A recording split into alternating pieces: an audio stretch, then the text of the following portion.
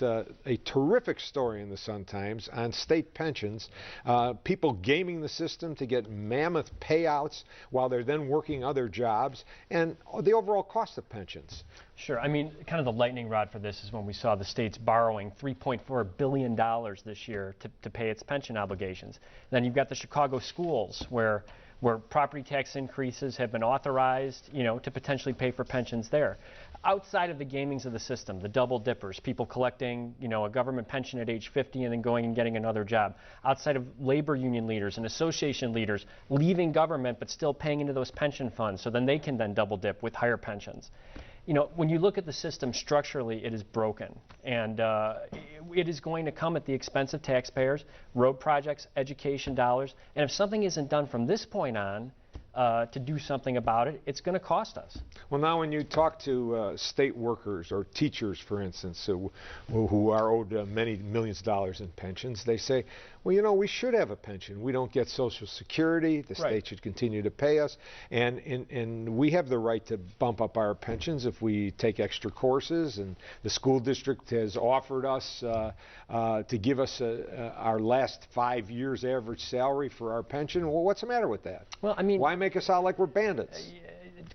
Well, the problem is here you're going to get the argument from good teachers and folks who have paid in and retire at older ages that it's the actions of a few that are killing it for all of us.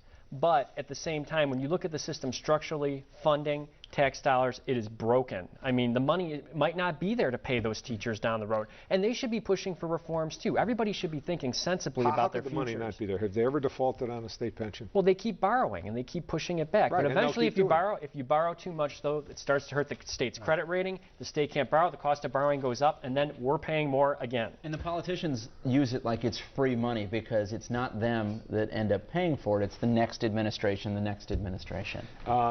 How can you stop the problem? Well, I mean, you can't cut the pensions that are already out there. Correct. But, I mean, from this point on, and this is something Governor Quinn has talked about, and Democrats and Republicans are both on board with a two-tiered system, kind of readdressing this pension code that is arcane and allows a lot of loopholes, and taking a different point from this point on, making it more like what is in the private sector.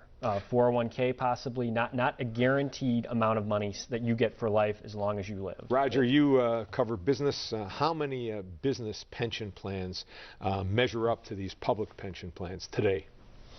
Well, I don't know exactly how many. I just know that there's the similar kind of near corruption sometimes going on the business side as well. And there's been a lot of there have been some defaults on some pensions on the business side, and so there's an elimination of pensions. Haven't some companies with their new employees no longer allow pensions? Instead, they nobody I know gets a pension like a government pension in the private sector.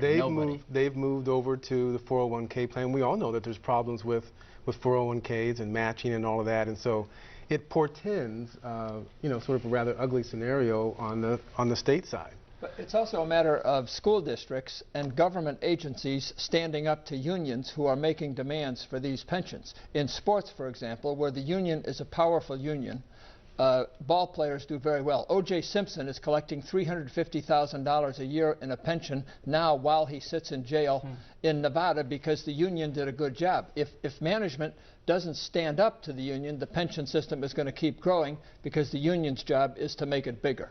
So take me 10 years out and I become a teacher or a state worker.